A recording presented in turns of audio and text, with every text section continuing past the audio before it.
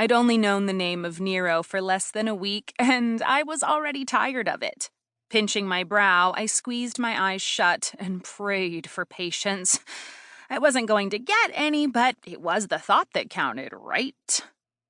"Please tell me you have more than a hunch on this," I muttered, trying not to scream at the 3 women standing in my foyer.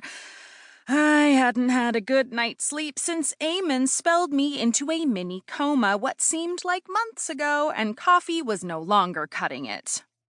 Dahlia St. James, Harper Jones, and a decidedly altered Shiloh St. James stood in the Warden House entryway, spilling their guts about a rash of witch abductions, ones they were blaming on the nefarious yet still unknown Nero.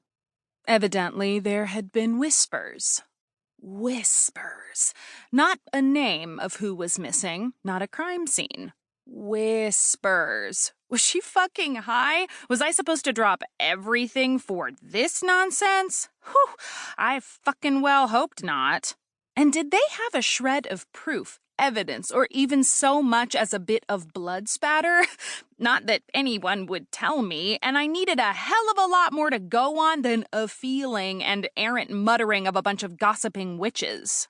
Witches that sure as shit shouldn't be in Knoxville in the first fucking place, not after what they'd done. I'd disbanded the Knoxville Coven for a reason, and that reason hadn't changed in the 3 weeks since I'd done it either.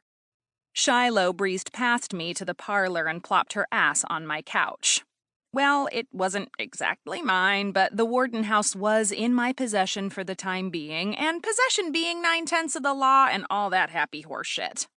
"You and I have investigated a lot more together, going on a lot less, sweetheart," she sassed, slipping her purse off her shoulder and setting it on the coffee table with a purpose. The bag clinked with the sound of glass and crystals. Well, it seemed Shiloh wasn't traveling light then. Interesting. She was right, of course. I had investigated far more, going on far less, but that was before. Before almost losing Jay, before Bishop. Before. I couldn't exactly go back to the wet-behind-the-ears girl I was 2 years ago, nor could I just drop everything because Shiloh had come out of hiding. Though her risking someone finding out she was actually alive wasn't exactly a small thing, hence the glamour she'd cloaked herself in.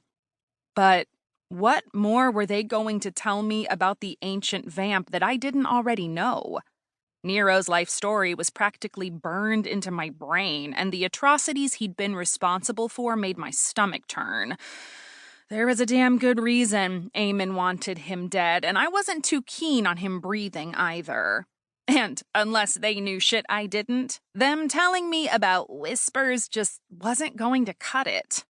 "I'm already looking for Nero, Shy," I offered, crossing my arms over my chest. "What more do you want me to do?" Granted, my sole purpose for looking for the bastard had dried up when Demos called me off finding his son, but I needed something other than not finding Bishop LaRue to fill my days. That bit of failure wasn't exactly sitting well with me. After what Bishop had done, the fact that he was so fucking slippery made me want to bash my head against a wall. And if the ABI wasn't circling the wagons and trying not to go extinct, then I'd have their resources too. I tell you witches are going missing and you shrug your shoulders dismissing me? What the fuck happened to you, Darby, other than a bad dye job? She asked, nodding toward my now white hair. First of all, fuck her, and second, where would I even start? Well, let's see. Both my fathers died. My mom tried to rip a hole in the world. You weren't there for that one, but remember me saving your ass? Then my sister became the new angel of death. I got possessed by a prince of hell. My boyfriend turned out to be a walking, talking, real-life psychopath who'd been spelling me our entire relationship.